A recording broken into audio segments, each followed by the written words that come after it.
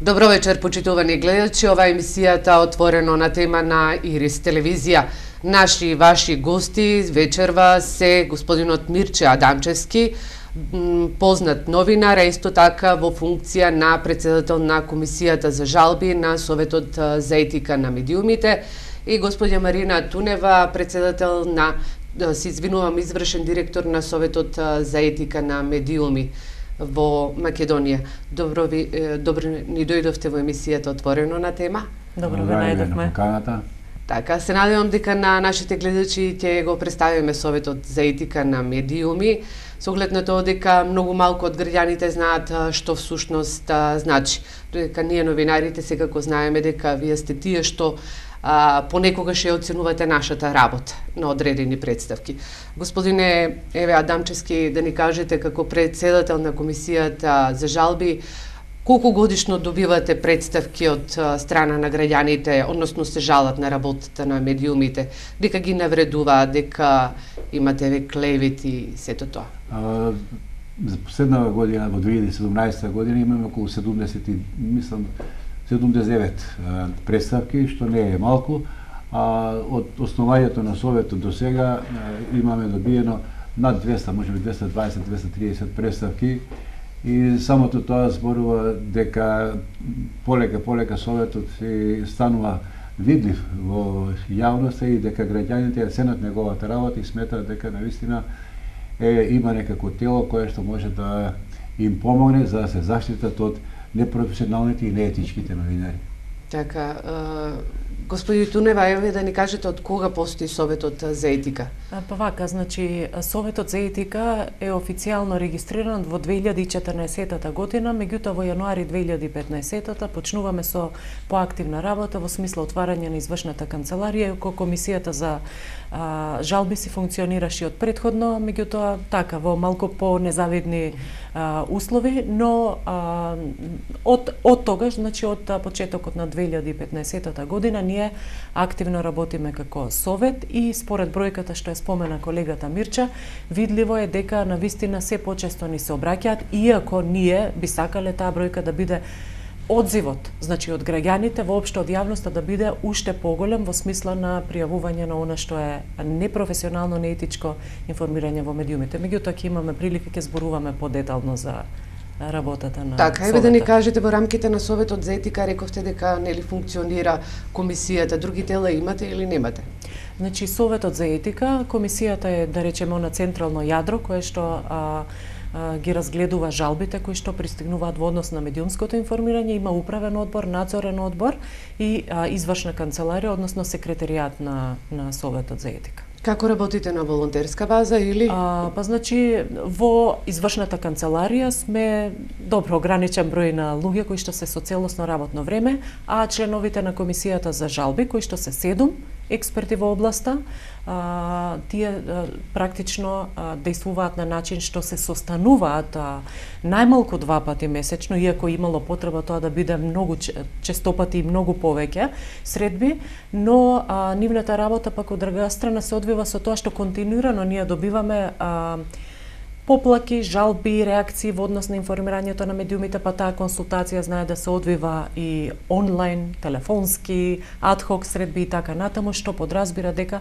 навистина сите имаме полни раце работа, иако формално можеби не се со целосно работно време во Советот, но сепак како тоа се одвива во пракса е поинаку. Значи не е се, да речеме, условно по дефиниција, бидејќи имаме честопати реакции, имаат потреба да слушнат што значи саморегулацијата, имаат потреба да знаат, еве граѓаните кога ќе идентификуваат некои примери на непрофесионално известување, сакаат да станат малку посигурни, да знаат дали навистина детектирале нешто што е проблем и како ние можеме да им помогнем. Па во таа смисла сакав да ви укажам дека не е само добивањето на жалби процес за кој што ќе зборуваме подетално, туку и воопшто се интересираат за работата на Советот, кој и, да речеме, условно зад затворени врати, не во оваа форма на поднесување на жалби, класично како што тоа се прави, имаат и прашања околу нашата работа и ние се разбира тука мора да сме за нив.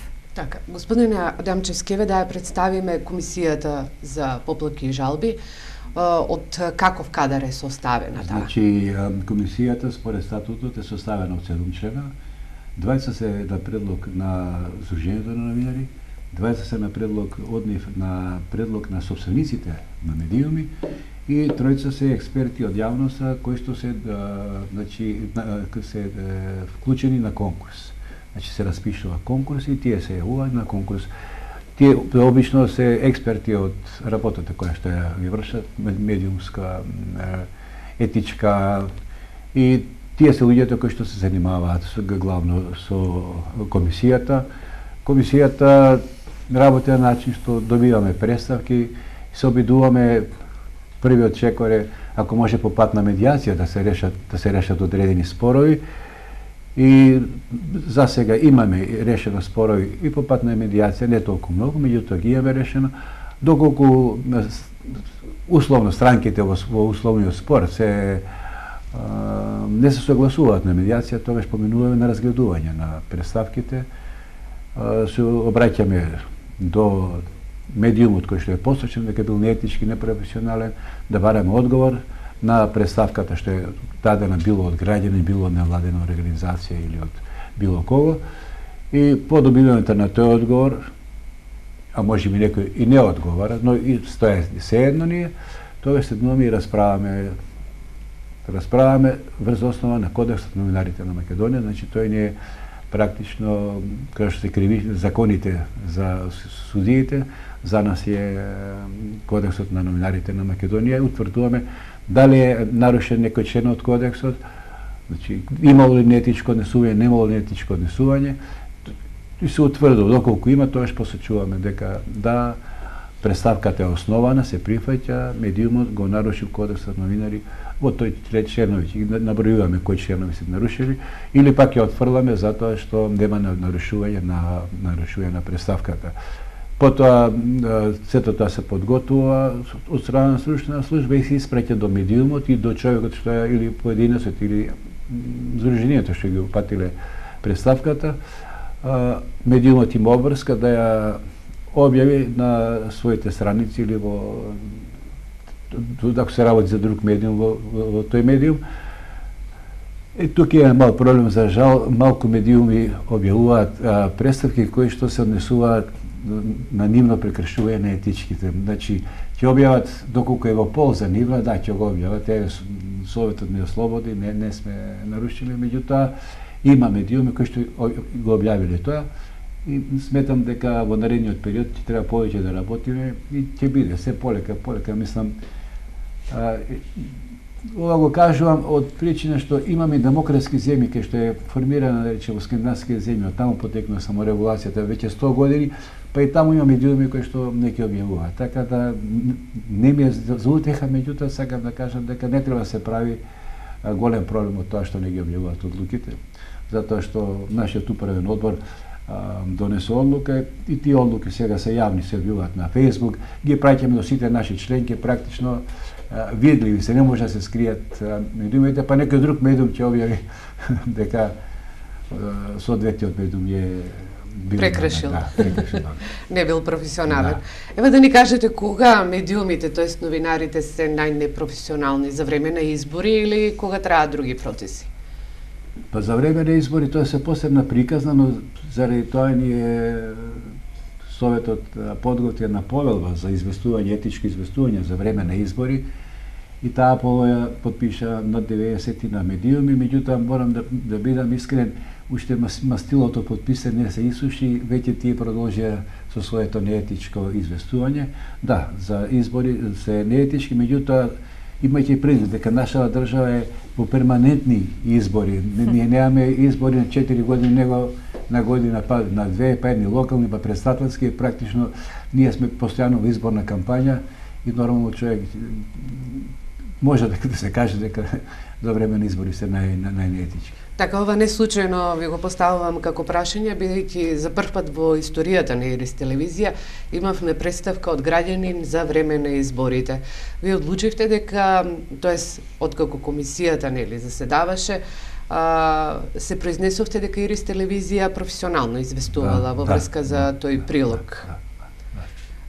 Еве да ни кажете, дали секојдневно добивате такви представки? Па не се секојдневно, меѓутоа добивам у текот на месецот по неколку представки добиваме и ги разгледуваме, се собираме као комисија и со извршна канцеларија контактираме, значи заедно тоа го работиме и мислам дека успешно го работиме и дека бројот на жалби, значи велани имало 79, ако го поделиме на 12, доаѓа околу колку десетина, не, ама по 7-8 жалби сме имале месечно, што не е мала бројка. Јас би кажал и друго, можеме ние да имаме 2000 жалби месечно да добиеме или годишно 2000 жалби, но тоа веќе зборува друго. Имаме со овие за етика, зборуваме за етичко новинарство, а бројот на жалби се зголемува. Значи, џабе постои, мислам, напразно е постојањето на таков совет, ако нема влијание да се намали бројот на жалбите. Значи, затоа не треба да ме радува. Да, се свесни за своите права. Да, не треба многу да ме почнуваат да биват свесни за своите права. Не треба многу да ме радува зголемувањето на бројот, но треба граѓаните што помасовно и која ќе забележат неетичко известување на било која телевизија, на ваша или на друга и на трета и национална, да седнат, да упатат представка, може да ја упатат по пошта, а може само да влезат на нашиот сајт semm.mk и таму веќе има дел поднесување на жалби, да кликнат и се е напишано кој е нарушил, што нарушил и нормално да пратат линк евентуално од емисијата или ако објавено на портал така. Така е, што докази треба да приложат граѓаните? Значи, важно е да на некој начин да го потврдат дека осведочиле нешто што не е во ред во медиумското известување, во смисла ако прочитале некаков текст содржина на интернет, па дури фотографија, фотосторија, значи во повеќе облици, жанрови, техники на представување на информациите, да ни испратат, да ни го испратат тој материјал или линк до прилогот кој што е објавен на радио, на телевизија. Важно е ние, членовите на комисијата, иако и самите може би дошле до тој материјал и редовно го следат известувањето на медиумите, сепак важно е да се добие од страна на тие што се жалат доказ за она што го осведочиле како проблем. И тука нивната обврска прекинува. Сега се случувало на пример во тој формулар за жалби тие да наведат една основа за која што мислат дека е проблематична во самиот текст, еве да речеме. Меѓутоа, комисијата за жалби кога ќе го преземе случајот во своји раце, ќе видат можеби дека има 5 основи по кои што е прекршен кодексот на новинарите. Значи не мора граѓаните буквално да се свесни за секој проблем. Значи некои може би избрале да реагираат за тој дел, најмногу ги има погодено. Меѓутоа самиот текст да содржи и некакви други неправилности кои што ги утврдиле членовите на комисијата за жалби. Во таа смисла нивната работа е сеофатна, кога го анализираат самиот материјал, тие буквално анализираат и историја на како се дошло до таа историја, понатаму, значи ги анализираат сите етички документи. Мирче го спомена кодексот на новинарите, повелбата за етичко известување за време на избори, принципите, декларацијата на принципи на Меѓународната федерација на новинари. Значи, тие се буквално покриени со сите документи кои што се релевантни во однос на проценување на новинарската работа и се разбира секако со своето знаење и одлуките на Судот за човекови права. Значи, подкрепени се нивните одлуки целосно, ако се каже дека медиумот известувал непрофесионално, тоа е подкрепено зошто е така.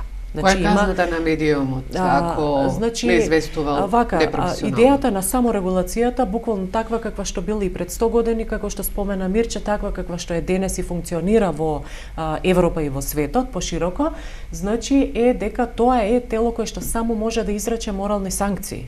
Не е тело кое што казнува парично, финансиски, значи само морални санкции кои што се упатуваат до медиумот. И тука во таа смисла ние можеби имаме повеќе работа, се издвојуваме од другите совети за етика кои што имаат подолга традиција на постоење. Мораме да поработиме на тоа да се прифати идејата за саморегулација, односно моралните санкции. Значи идејата е медиумите самите новинари да си ја регулираат својата работа, да нема тука некоја трета страна која што ќе се меша во нивната работа и ќе ме наметнува санкции од различни видови. Така, да се саморегулираат. Така, дали вашите одлуки се користат при судски процеси? Само кратко да дополнам, ќе ви одговарам конкретно на прашањето. Значи, ние со одлуките што ги носиме практично им помагаме на медиумите, им помагаме на населението, значи населението, на граѓаните. Ги штитиме од непрофесионалните новинари, од неетичките новинари. Додека самите медиуми ги штитиме на тој начин што во евентуален судски спор доколку се потврди дека има клевета или навреда, казната, знаете, може да дојде до 25 и кусури евра. Тоа зборува дека уредникот или собственикот на медиумот веќе ќе знае дека има новинар кој што е неетички и кој што се однесува неетички и нема да дозволи, ќе го прати да се обучува за да работиш по-професионално. За да работи по-професионално, затоа што може да му наштети штета на медиумот.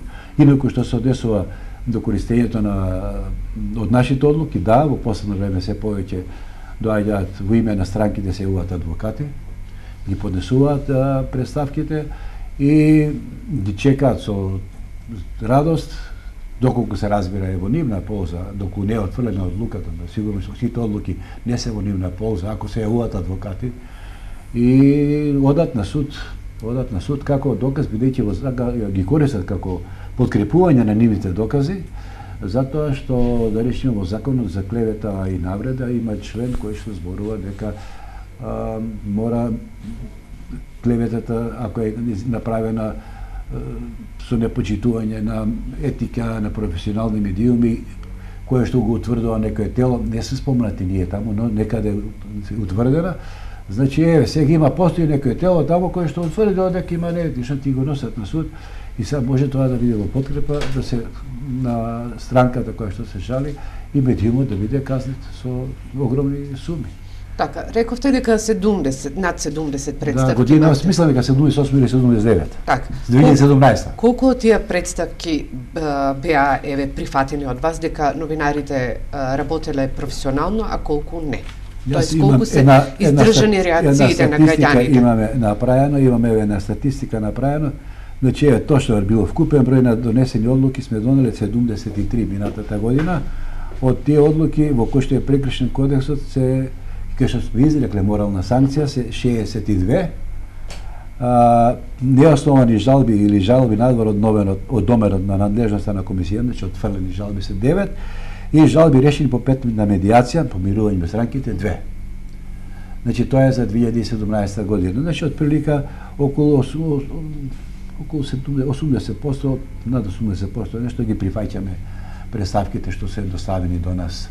Така, во какви текстови, тоест во какви прилози, телевизиски или радио прилози, грешат новинарите? Политика, економија, култура, образование или не постои граница? Така, значи, прво ако зборуваме за медиуми, ќе кажам дека најмногу грешат интернет порталите. А тие со закон не се опатени? Ако не се опатени со закон, меѓутоа тие се на тапет, кај нас доаѓаат на тапет. Значи, ние ги само регулираме и порталите, значи електронските медиуми, печатените, но и порталите, ако не се опатени, тие се над 80 представки, имаме од проценти од представките се однесуваат на порталите. Телевизиите се 13,7, вестниците и неделници 4 и новински агенции околу 1%. Најчести поднесувачи на представките се организации и издруженија од граѓани, потоа медиуми и новинари поднесуваат представки, па носители на јавни функции на почетокот, тоа многу беше политичарите беа меракли многу и тие се јавува и останатите се последни.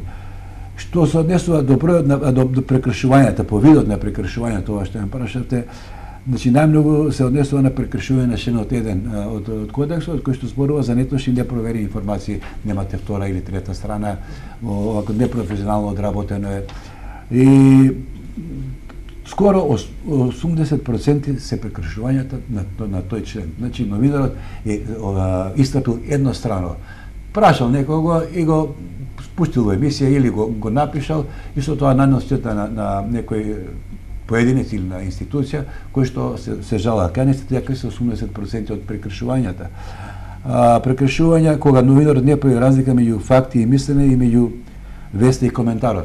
Новинарот беше само вест, ќе си коментира, ќе излезе 5 минути пред камерата, 5 минути коментира, ни вест, ни ништо нема содржано. И тоа е голема мана на нашите новинари, тие се двете најголеми мани. Тоа беше во функција на пропаганда. Дали е надмината сега пропагандата? Не. Ние уште добиваме, кога не е во функција на пропаганда, значи кога не станува зборови за избори и кога не знае, повторно се јавуваат истите грешки. Значи повторно членот 1 и членот 13 се нарушуваат најмногу. Се разбира, има и дискриминација, има говори на омраза, исто така е застапено. Потоа имаме, не се назначува извод на информирање, нема автори. Така да има голем број прекршување што зборува дека нашите новинари се прават дека, јас велам, се прават дека не знам, бидејќи тој е образован на факултет и на факултетот сигурно му е кажано како се пише, што се пише, дека треба да има две страни, веројатно и во редакциите ги учат и ги поттикнуваат, не само што ги учат, ги поттикнуваат. Овој прилог нема да го примам без две страни или без три страни. Ја претпоставам дека е така, но има една друга работа. Кога собствениците и главните уредници се во спрега, дали во така наречен или економски клиентелизам или политички клиентелизам, кога се во спрега заедно, и тогаш се пуштаат вакви текстови без втора, без трета страна, со навреди, со клевети, со говори на омрза. Тука е веќе проблемот кај собствениците на медиумите и затоа некои од нив веројатно ќе се одговарат и на суд. Така, продолжуваме со емисијата, сега е време за реклами. Продолжуваме со емисијата Отворено на тема. Наши и ваши гости се од Советот за етика, господја Марина Тунева и господинот Мирче Адамчевски. Разговаравме за она каде што новинарите најмногу грешат при нивното професионално или непрофесионално известување, информирање. Еве, господја Тунева, да ни кажете како граѓаните можат да го користат Советот за етика, односно како да се обратат до вас. Спомнавме, нели, да се обратат на интернет страницата, да едноставно да дојдат кај вас. Да, значи, ние еве зборувавме за таа главна функција на Советот за етика, да учествува во решавање на жалби кои што доаѓаат од различни представници на јавноста.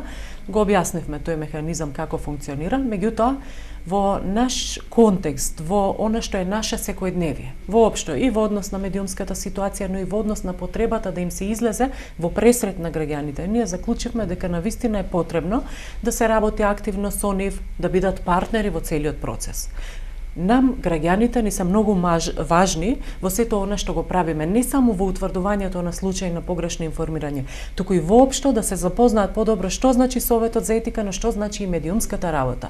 Во таа смисла ние сакаме да ги поврземе самите граѓани преку нас да бидат во една комуникација со медиумите. Кога сметаат, мислат дека тие навистина не можат тоа самите да го направат, да им ја објасниме работата на медиумите. Понекогаш можеби тие сметаат дека станува збор за грешка, некаква во начинот на кој што информираат медиумите, а ние да им помогнеме, нели, зборувајќи, дискутирајќи за тие прашања во различни форми на различни настани, да им покажеме дека работите се можеби се одвиваат како што треба. Од друга страна, самите граѓани, значи тие и покажуваат и ни потврдуваат низ нашата пракса дека навистина добро знаат како работат медиумите, навистина добро знаат што е проблем во оваа сфера и тие во таа смисла ни се многу важни, значи на различни средби да ги слушнеме нивните размислувања.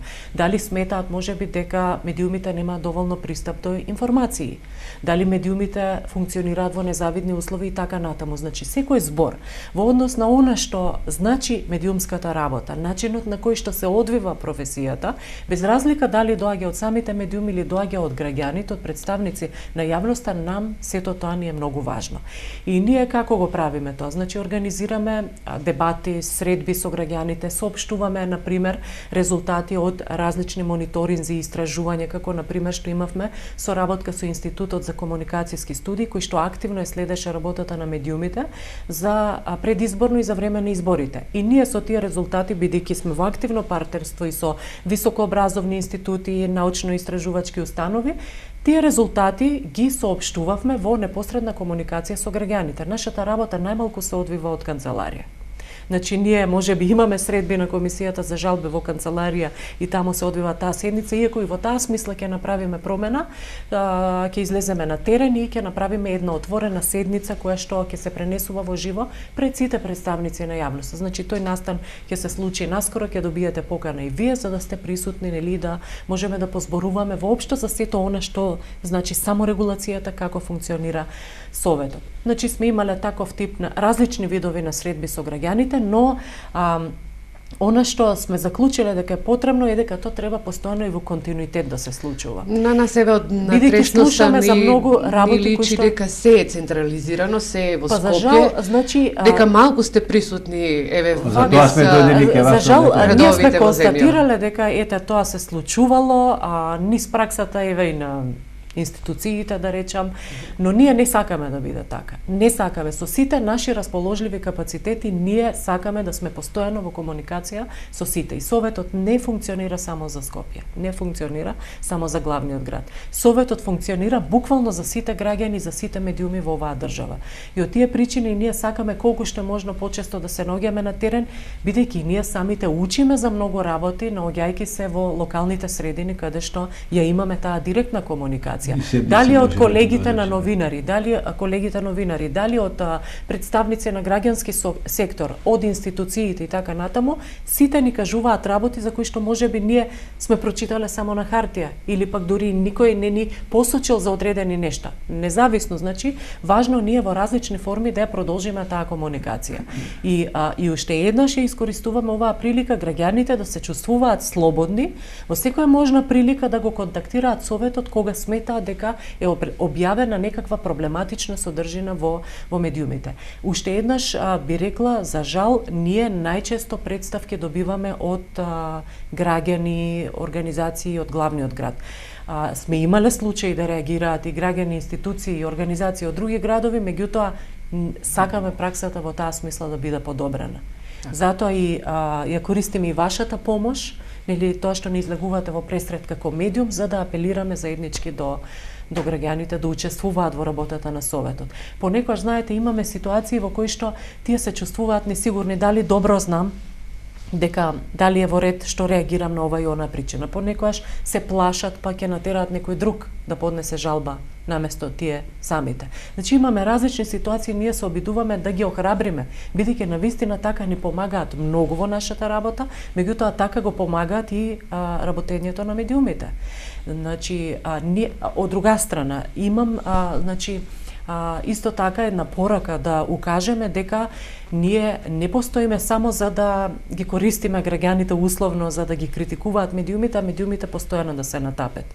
Сите ние сме партнери во процесот. Ова е тело кое што во чиј главен фокус на работа е слободата на изразување на медиумите, професионализација на нивната работа, поддршка на медиумите во нивната професионализација, учество на различни видови настани каде што тие ги градат своите капацитети и така натаму. Значи на ова гледаме како на едно партнерство, не само на една негативна критика, зошто медиумите информирале така како што информирале. Но најважно од се е да видиме дека медиумите излегуваат во пресред, учествуваат во процесот на медиација за кој што зборуваше колегата Адамчевски и дека понатаму одат чекор понатаму и ги објавуваат одлуките. Еве ќе ви го кажам примерот со колеги од Норвешкиот совет за етика, по чиј модел сме ние формирани како совет за етика. Значи, таму нивните представници велат за нас е срамно ако медиумите не ја објават одлуката на Советот за етика. Кај нас е спротивно, за нас е срамно за некој од медиумите ако ја објават одлуката на Советот за етика. Бидејќи е срам јавно да се признава дека сгрешил. Да, бидејќи некако не е се уште стигнато да има еден широк одзив во таа смисла да има една таква одговорност од страна на медиумите да признаат дека сгрешиле. Има различни форми кои што ние ги нудиме во процесот на медиација. И најдобро е ако медиумите тука се покажат поактивни. Во смисла се случила грешка. Во ред, од какви да е причини таа грешка. Во процесот на медиација може да се случи да се договорат двете страни да биде повлечен текстот, например, да се упати извинување, да биде поканет тој кој што е засегната страна да го каже својот глас и својата перспектива. Бидејќи многу често, како што покажа и нашите анализи, проблемот е со непостоење на втора, трета, петта страна во новинарската сторија. Има многу гласови кои што треба се слушнат, а за жал се слуша само една, ќе се направат штети и ајде после да се поправаат тие штети. Така. Еве да ни кажете, во изминативе години се крадат многу текстови, новинарски текстови. Како тоа се регулира? Имаме закон за авторски права. Тоа што треба да спроведе, законот не го спроведува законот. Тоа меѓутоа тука е вината и мислам сега и неактивност. Дали имате такви представки? Не, за авторско право мислам дека една сме имале представка за авторско право. Или заедно со други основи го пријавуваат како проблем. Меѓутоа, зборот ми е, ние треба свеста нашата да биде на повисоко ниво во поглед на заштитата на авторските права, затоа што утре дојде кој ќе влезе во Европска унија, нема толерирање вака копи-пейст земи, укради го од овој, укради го од оној, него одговорности, па има, ние имаме таков закон направен по европски терк и сега него не се спроведува. Меѓутоа, веројатно некој треба да поднесе представка таму или не знам тоа, тужба ли треба за украден авторски труд и да реагираат да реагираат судовите за украдено авторско право или нанесена штета на нечие авторско право. Се крадат фотографии, се крадат текстови. Сето тоа е подлежи на регулација, подлежи. Регулираме. Значи треба да почне да се спроведува. Не само тоа, ќе ви кажам пример за делот на говорот на омраз. Тоа е кривично дело кое се санкционира до 10 години затвор, може да се оди за говор на омраза. Дали реагираат институциите да ве послушнат глас? Кај нас нема, подопрен глас кој да? Никој подопрен глас не реагира. А има и обвинителите, сите го гледаат тоа. Па дури мислам имаше и представки за дискриминација, мислам дека беа, па комисијата за дискриминација ги отфрли представките дека нема дискриминација. Значи постои. И имаме во многу закони се регулирани овие односи. Поготово се да не зборувам за тие порталите, многумина заговараат да се регулираат порталите, меѓутоа тие се, ако го имаме предвид нашето законодавство, тие веќе подлежат на десетина закони по кои што можат да бидат санкционирани порталите. Така, но никој не ги санкционира, за жал. Треба си работа, тие што си ми работа. Обвинител што прави обвинител? Не треба да седи обвинител. Ево Штип, некој медиум шири говор на омраза, треба штипскиот обвинител, тука како имате обвинители, треба штипскиот обвинител по допрен глас да почне да истражува, да види таму што е и како, цела постапка треба да почне. Па ако е утврдена, да поднесе, да покрене обвинение до судот, дека против одреден човек или установа, дека има шири говор на омраза. Нити во Скопје се прави, нити во никаде, во цела Македонија никој не го прави. Се прават дека не слушаат. Како не слушаат, кој гледаме и на телевизија, читаме по вестници, читаме на интернет, ги гледаме тие работи. Не треба да чека, интернет не бил медиум. За говор на омраза нема дали е медиум или не е медиум. Говор на омраза е говор на омраза. Па со некои студии се вадат дека не е медиум. Интернетот а говор на омраза шири. Не може тоа. Знаете, во таа насока едно дополнување, во денешно време, еве да речеме, од пред неколку месеци активно се зборува, многу поактивно за реформи во медиумите, меѓутоа не сме ние во ситуација во која што се решени проблемите од минатот и ајде сега ќе градиме една чиста и блескава иднина. Значи ние имаме проблеми од минатот токму поврзани со говорот на омраза, случаи за кои што институциите буквално не презеле никаква одговорност. Тие проблеми треба се решат за да се даде пример дека навистина има заложби и сега за да има подобрувања во медиумската сфера. И тоа се кривични дела кои што навистина ние бесполезно е ако реагираме единствено како Совет за етика во медиумите на говор на омраза во медиумите, а при тоа не реагирале другите. Се случувало многу често кога ќе се утврдат такви ситуации, освен преку одлука на комисијата за жалби, ние да реагираме со соопштенија, јавна опомена, предупредувања, во која да е форма на јавна комуникација да соопштиме дека станува збор за говор на омраза и апелираме до институциите да ги преземат за одговорностите во рамки на своите надлежности. Така, што според вас ќе носи новиот закон за медиуми? За аудиовизуелни? За аудиовизуелни, бидејќи тоа е предмет на дискусија. Вака ние бевме вклучени во тие средби, дискусии, каде што се зборуваше за промените во законот. Оној дел кој што не засегаше нас се однесува на членот кој што првично беше напишан на начин кој што не ни одговараше, дека во смисла ако не се почитуваат професионалните стандарди во медиумското известување, дека според друг член кој што беше врзан со тој, ќе има санкции кон медиумите и парични казни. Сега тука допира во рамки на нашите надлежности. Зошто тогаш да постои саморегулаторно тело во државата? Ако професионалните стандарди треба да се предмет субјект на казна, парична казна. Значи ние зборуваме за афирмирање на концептот на саморегулација и преку ноќ тоа да го смениме. Значи остро реагиравме на тој дел. Сега се укажува дека направени се промени, меѓутоа се уште е текован процес кој што целосно не е финализиран. И значи јас ви зборувам за делот кој што не засегаше нас. Од друга страна, исто така реагиравме и во делот кој што е врзан со говор на омраза.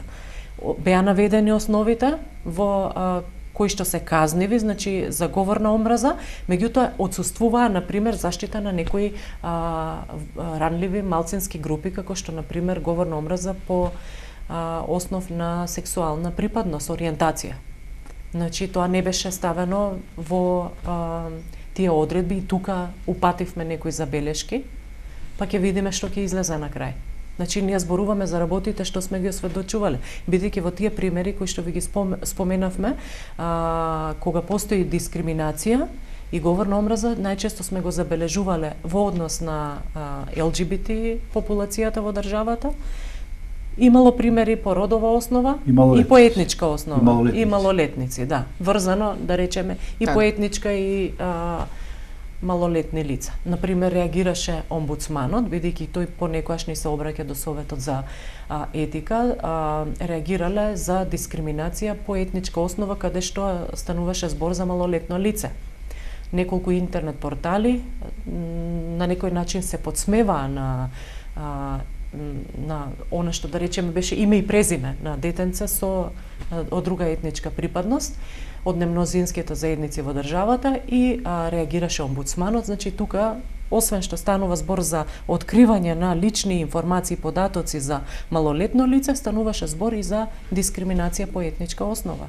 И добро е што во оваа ситуација имаше одзив од некои од медиумите, ги повлекоа текстовите и се извинија.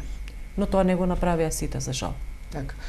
Дали според вас, доколку новинарите се професионални, односно дали доколку во оваа фела работат професионалци, а не некои пренаучени за да бидат новинари, ќе имаме подобро новинарство?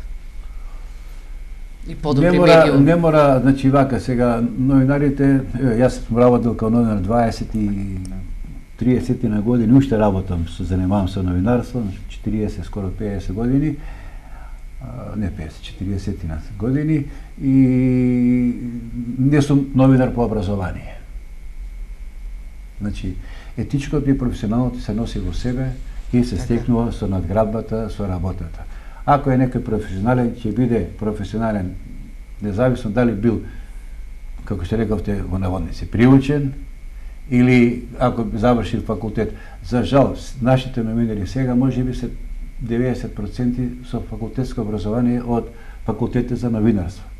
Но најмногу прекршување прават токму тие. Тие кои што биле образовани, кои што биле учени, кои што биле... Или намерно грешат или ненамерно грешат. Да, си кажа, тоа, значи, прво новинарите се оставени во менгеме, од една страна е уредникот и собственикот, а од друга страна му е екзистенцијата. И сега внатре стегнат во тоа менгеме, тој не знае како да се однесува. Во желба да се обезбеди екзистенцијата, ќе слуша газдата што сака што ќе му рече или главниот уредник што ќе му нареди, ќе пише тоа. Од друга страна, ако не ги почитува нивните наредби или нивните укажувања, тоа ќе остане без екзистенција. Мислам, така е кај нас во моментот ситуација, за жал, во голем број медиуми, таква е ситуацијата. И за да се промени, се тоа за да се промени, треба прво да се демократизира македонското општество. Македонија не е демократска земја уште, ние таа се промени власта, меѓутоа за да настанат вистински демократски промени, може би ќе треба да промени уште 5, 10, уште 20 години, да зборуваме дека сме демократско општество.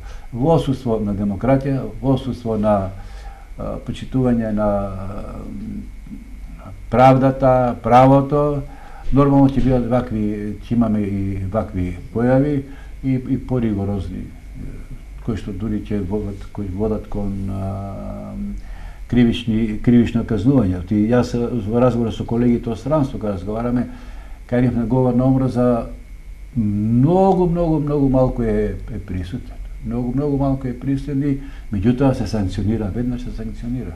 А кај нас, бидејќи спреги постојат судски, политички, деловни, никој пат на површина не излегува она што треба да биде навистина да зборува за една етика во општеството прво, а и етика во новинарството. И затоа значи мора прво Македонија да работи на себе и да се работи да стане демократска. Се додека не е демократска Македонија, не може да биде ништо од тоа. Така, сосема на крајот на емисијата сме, еве господјо Турнева, да ни кажете зашто е важна саморегулацијата. Па, уште еднаш да укажеме на тоа дека саморегулацијата е важна пред се за да ги заштитиме новинарите, да ги заштитиме медиумите во нивната слобода на изразување, во подобрување на нивната работа. Саморегулацијата е важна за да ги поврземе медиумите и граѓаните да соработуваат поактивно и на тој начин да се решаваат состојбите во медиумскиот простор. Долго време сме имале ситуации во кои што се мешале разни чинители во новинарската професија и воопшто во работата на медиумите. А тоа не треба да биде случај.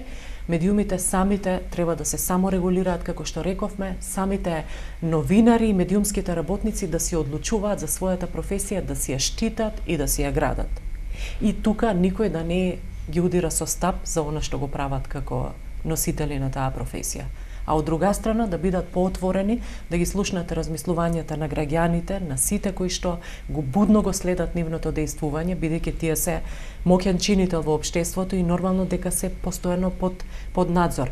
Да се бидат отворени во таа соработка и навистина да ги подобруваат своите пракси.